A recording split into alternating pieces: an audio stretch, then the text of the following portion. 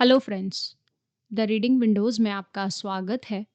आज हम एक ऐसी किताब की बात करने जा रहे हैं जो हमें सिखाती है कि सच्ची खुशी और शांति कैसे पाई जाए। How to lead a tranquil life. आज की फास्ट और बिजी लाइफ में हर इंसान पीस चाहता है। हम सक्सेस, मनी, रिकग्नाइजेशन के पीछे लगातार दौड़ते रहते हैं। हमें लगता है कि जब ये सब मिल जाएगा तब हम हैप्पी हो जाएंगे। लेकिन रियलिटी कुछ और ही होती है। आज जितनी सुविधाएं बढ़ रही हैं, उतना ही स्ट्रेस, एंजाइटी और मेंटल डिस्टरबेंस भी बढ़ रहा है। बाहर से लाइफ परफेक्ट दिखती है, लेकिन अंदर से मन अशांत रहता है। यह किताब हमें एक बहुत पावरफुल ट्रुथ समझाती है, जो है पीस बाहरी चीज़ों से नहीं आती, बल्कि हमारे माइंड की कंडीशन से आती है। हमारी हैप्पीनेस सिचुएशंस पर बेस्ड नहीं होती, बल्कि हमारी थिंकिंग और एटीट्यूड पर डिपेंड करती है। स्वामी बताते हैं कि ट्रैंक्विल लाइफ यानी शांत और संतुलित जीवन हर इंसान की नेचुरल स्टेट होती है। लेकिन अनकंट्रोल्ड डिजायर, अटैचमेंट, फियर और नेगेटिव इमोशंस हमें इस नेचुरल पीस से दूर कर देते हैं। अगर हम अपने माइंड को समझ लें, थॉट्स को कंट्रोल करना सीख लें और अवेयरनेस के साथ जीवन जीना शुरू कर दें, तो शायद इनर पीस ऑटोमेटिकली डेवलप हो सकती है। यह किताब हमें सिंपल लिविंग, सेल्फ कंट्रोल और मेडिटेशन के साथ इमोशनल बैलेंस के माध्यम से लाइफ को पीसफुल बनाने का प्रैक्टिकल रास्ता दिखाती है। यह केवल थ्योरी नहीं है, बल्कि डेली लाइफ के लिए एक प्रैक्टिकल गाइडेंस है। अब सोचिए, अगर आपके जीवन में स्ट्रेस, टेंशन और हमेशा बेचैनी रहती है, तो वह बाहर की दुनिया से नहीं है, बल्कि आपका अपना माइंड है। तो आप क्या कहेंगे? स्वामी शेखरना अपनी इस किताब में इसी पावरफुल ट्रुथ से शुरू करते हैं। वह बताते हैं कि हमारा माइंड एक रेस्टलेस मशीन की तरह है, जो लगातार सोचता रहता है। यानी पास्ट की यादें, फ्यूचर की चिंता, कंपैरिजन, एक्सपेक्टेशंस और ना जाने क्या क्या। और यही कॉन्टिन्यूस मेंटल नॉइज हमारे इनर पीस को हमेशा डिस्टर्ब करती आई है। लेखक माइंड को एक वाइल्ड हॉर्स की तरह देखते हैं। अगर उसे ट्रेन ना किया जाए तो वह हमें गलत दिशा में ले जाता है। लेकिन अगर हम उसे डिसिप्लिन कर लें, तो वही माइंड हमारी सबसे बड़ी स्ट्रेंथ बन जाती है। इसलिए ट्रैंक्विल लाइफ का पहला कदम है अपने थॉट्स को ऑब्जर्व करना।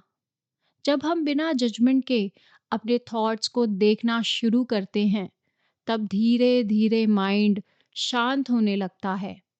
अवेयरनेस ही चेंज की शुरुआत होती है। आगे वो बताते हैं कि हमें डिजायर्स को देखना चाहिए, जो हमारे जीवन का सबसे बड़ा ड्राइविंग फोर्स है और सफरिंग का कारण भी। स्वामी कहते हैं कि इंसान की इच्छाएं कभी खत्म नहीं होती। हमें लगता है कि बस यह मिल जाए फिर मैं खुश हो जाऊंगा, लेकिन जैसे ही एक इच्छा पूरी होती है, दूसरी इच्छा पैदा होने लगती है। और इस एंडलेस गेम और इस चेज में व्यक्ति कभी सेटिस्फाई नहीं हो पाता। लेखक आगे समझाते हैं कि प्रॉब्लम्स डिजायर में नहीं है, बल्कि उन डिजायर से अटैचमेंट में है। जब हम किसी रिजल्ट, व्यक्ति या चीज से इमोशनली अटैच हो जाते हैं, तो फियर और एंजाइटी पैदा होती है। इसलिए वे डिटैच इन्वॉल्वमेंट की बात करते हैं। काम पूरी सिंसेरिटी से करो, लेकिन रिजल्ट से इमोशनली डिपेंडेंट मत बनो। यह एटीट्यूड आपकी इनर स्टेबिलिटी को बढ़ाएगा। आगे ऑथर बताते हैं कि पीसफुल लाइफ का सीक्रेट क्या है। मॉडर्न वर्ल्ड में हमें ये सिखाया जाता है कि ज़्यादा पोज़ेशन यानी ज़्यादा हैप्पीनेस, यानी आपके पास जितनी प्रॉपर्टी है, आप उतने ही खुश रहेंगे। लेकिन लेखक कहते हैं कि ज़्यादा चीज़ें ज़्यादा वरीज़ लेके आते हैं। जब लाइफ कॉम्प्लेक्स होती है, माइंड भी कॉम्प्लेक्स हो जाता है। लेकिन जब लाइफ सिंपल होती है, माइंड नेचुरली काम हो जाता है। सिंपल लिविंग का मतलब डेप्रिविएशन नहीं है, बल्कि क्लैरिटी है। जो ज़रूरी है वही देखे, बाकी चीज़ों को छोड़ दे। जैसे अक्सर हमें बताया जाता है कि जितना कम लगेज होगा, हमारा सफ़र उतना ही ईज़ी होगा। सेम हमारी लाइफ के साथ भी होता है गाइस। इसके बाद किताब ग्रैटिट्यूड की पावर को समझाती है। आमतौर पर हम जो नहीं हैं, उस पर हम फोकस करते हैं, इसीलिए डिससैटिस्फैक्शन बढ़ती है। लेकिन जब हम डेली ग्रैटिट्यूड प्रैक्टिस करते हैं, तो पर्सपेक्टिव बदल जाता है। हमें महसूस होता है कि हमारे पास पहले से ही बहुत कुछ है। ग्रैटिट्यूड नेगेटिव थिंकिंग को डिसॉल्व कर देता है और इनर हैप्पीनेस को पैदा करता है। आगे लेखक मेडिटेशन को एक पीसफुल लाइफ का हार्ट बताते हैं। मेडिटेशन सिर्फ आंखें बंद करके बैठना नहीं है, बल्कि माइंड को साइलेंस में लाने की एक प्रोसेस होती है। जब माइंड शांत होता है, तब क्लैरिटी आती है। रोज कुछ मिनट डीप ब्रीथिंग, साइलेंस और सेल्फ रिफ्लेक्शन करने से स्ट्रेस कम होता है, इमोशन स्टेबल होते हैं और अवेयरनेस बढ़ती रहती है। आगे किताब फॉरगिवनेस और कंपैरिजन की इम्पोर्टेंस पर भी बात करती है। जब हम एंगर या रिजेंटमेंट पकड़ कर रखते हैं, तो हम खुद को ही हर्ट करते हैं। फॉरगिवनेस हमें इमोशनली फ्रीडम देती है और कंपैशन हमें दूसरों से कनेक्ट करता है और हर्ट को लाइट बनाता है। वो कहते हैं कि पास्ट एक हिस्ट्री होती है और फ्यूचर मिस्ट्री है और प्रेजेंट एक गिफ्ट है।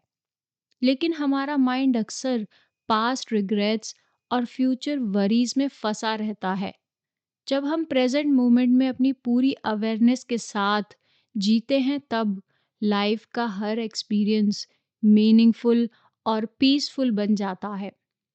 लेखक आगे भी बताते हैं कि प्रॉब्लम्स लाइफ का एक नेचुरल पार्ट है, लेकिन सफरिंग ऑप्शनल है।